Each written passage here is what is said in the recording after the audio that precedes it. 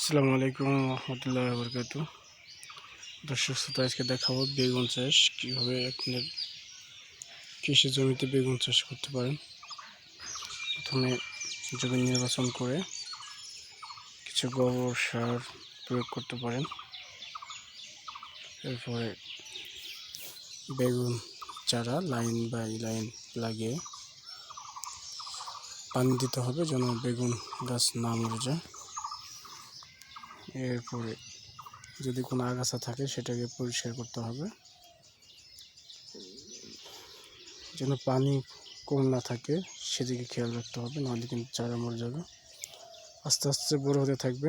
আপনি দেখতে পাচ্ছেন আস্তে আস্তে এখন একটু বড় দিকে, এখন ফুল আসবে।